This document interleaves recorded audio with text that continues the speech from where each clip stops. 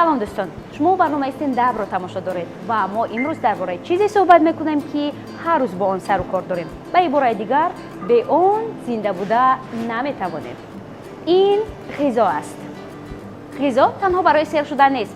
ғизо саломатӣ, нерӯ ва ҳатто рӯҳияи инсонро муайян мекунад. бисёриҳо фикр мекунанд ки ҳар ғизое ки истеъмолаш ҷоиз аст, хӯрдан мумкин аст.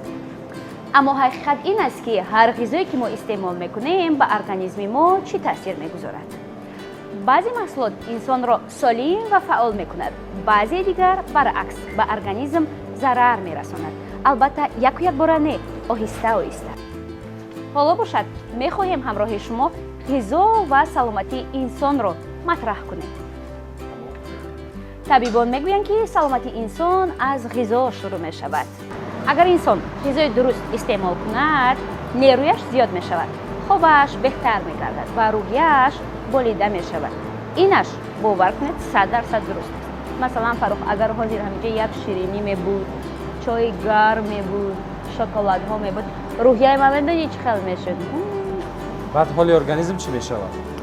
ҳоли организм мана не гирем хай маълум ки фарқ мешудааст. масалан ғизои носолим метавонад сабаби бемориҳои гуногун гардад. масалан истеъмоли зиёди маҳсулоти равғанин, фастфуд ва нӯшокиҳои ширин метавонанд боиси фарбеҳӣ, диабети қанд ва бемориҳои дилу рагҳои хунгард гарданд. имрӯз ҷавонон субҳона намекунанд, нисфи рӯзӣ таомҳои фастфуд мехӯранд, шом бошад дер хӯрок мехӯранд. фастфуд барои бисёр одамон қулай аст ва ҳам бомаза аст. картошкаи бирён, бургер, нӯшокиҳои газнок табиист ки бомаза ҳастанд ва тез тайёр мешаванд. аммо масъала дар он аст ки чунин ғизоҳо намак, шакар ва равғанӣ зиёд доранд. равоншиносон мегӯянд ки ғизо низ ба рӯҳияи инсон таъсир мегузорад. яъне инсон аз истеъмоли ғизои нодуруст метавонад зуд асабонӣ шавад, хаста гардад ва энергияш кам шавад. маълумоти ҷолиб ҳамин тавр не? яъне мо фикр мекунем ки аслан хастагӣ аз кор мешавад, аммо на, аз ғизои нодуруст низ мешудааст. аммо ғизо паҳлӯҳои мусбӣ низ дорад, ҳамин тавр не? ба воситаи ғизо мо қувват мегирем ва ҳаётро пеш мебарем. ғизошиносон мегӯянд ки таъсири меваву сабзавот маҳз ба организм хеле зиёд аст.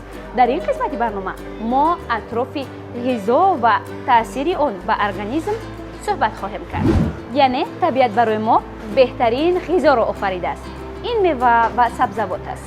себ, ангур, анор, шафтолу, геллос, помидор, бодиринг, ҳамаи ин меваву сабзавот фоидаоваранд. зарина чӣ кор мекунӣ? танаффус аст, нафас рост мекунам. нафас рост кардан аз саб шуда истодааст. масалан себ барои дил муфид аст, сабзӣ барои чашм, анор барои хун. лекин ман камхунам. анор бошад, организм бошад аз ин тарзи зиндагӣ хаста мешавад. бале дӯстони иззатманд, организми мо на танҳо аз корҳои ҷисмонӣ, балки аз ғизо низ хаста мешавад. барои хаста нашудани организм аз ғизо чӣ бояд кард? кам хӯрдан дар кор. вале ин афшура аст, мумкин аст ку боз дар ин мағоза афшура бепул будааст. акнун мегузарем ба қисми дуввум, ғизои тезтайёр. ва яке аз маҳсулоте ки дар дастурхони мо ҷойгоҳи махсус дорад, маҳсулоти гӯштӣ мебошад. зеро гӯшт манбаи асосии сафеда, оҳан ва бисёр витаминҳо ба ҳисоб меравад. хуб, мегузарем ба қисмати дигар, ғизо ва рӯҳия. шояд бисёриҳо надонанд ки ғизо ба кайфияти инсон низ таъсир мегузорад. вақте ки инсон ғизои солим ва сабук мехӯрад, худро сабук ва фаъол эҳсос мекунад. ва вақте ки ғизои вазнину равғанин мехӯрад, худро вазнин ва хоболуд ва тамбал эҳсос мекунад. аз ҳамин сабаб хоҳед ки фаъол, хушҳол ва пурэнержӣ бошед, ба ғизои худ диққат диҳед. баъзе мо одатҳои ғизоӣ дорем. баъзеҳо масалан зиёд ширинӣ мехӯранд, ё онҳое ҳастанд ки агар давоми рӯз ширинӣ нахӯранд, он рӯз барояшон рӯз нест. ё баъзеҳо шаб зиёд мехӯранд. баъзеи дигар бошад ҳатман аз хоб хеста дар яхдонро мекушоянд, ё баъзеи дигар тамоман наҳорӣ намекунанд. табибон мегӯянд ки наҳорӣ яке аз ғизоҳои муҳими рӯз аст, зеро баъди хоб организм ба ғизо ниёз дорад. ва боз мо ин қадар таомҳои хубу болаззати миллӣ дорем, чӣ гуна аз онҳо даст бикашем?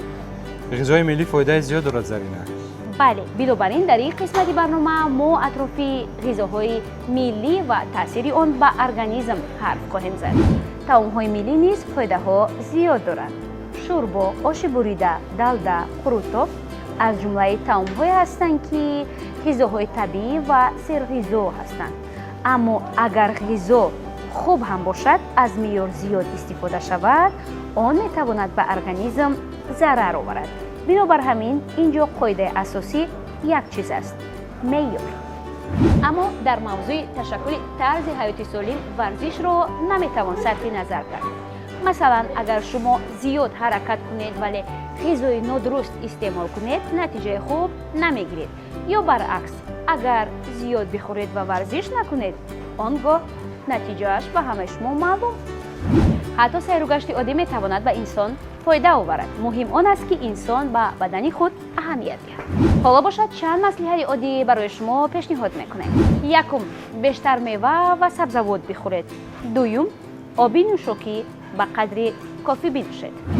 سوم، استعمال نوشاکی های گازناک را تماما کم کنید. شبانه کم خوراک بخورید و آخرین، سیر و گشت بیشتر بکنید. شاید همین حالا میگوید که این قاعده ها را ما میدونیم ولی اجرا کرده نمیتوانیم.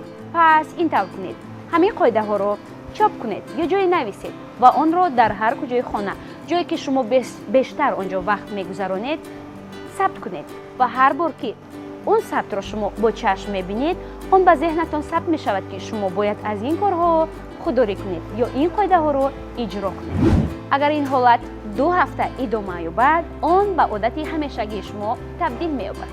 البته ما غذا و کودکان را صرف نظر نکردیم. کودکی دوره است که ارگانیسم رشد میکند. بنابراین غذا در همین دوره تنها برای سیر شدن نیست، بلکه برای تشکل کودک است. سلامتی یکی از بزرگترین نعمت‌های زندگی است. یعنی از آن وابسته است که ما نسبت ارگانیسم خود چگونه مناسبت میکنیم، آنکه چی میخوریم و چقدر حرکت میکنیم. و بنابر همین هم غذای سالم این معنای محدودیت نیست. غذای سالم این غمخوری به ارگانیسم خود است. پس بیایید به ارگانیسم خود غمخوار باشیم. این برنامه استنداپ. تا دیداری نوبتی، خیر.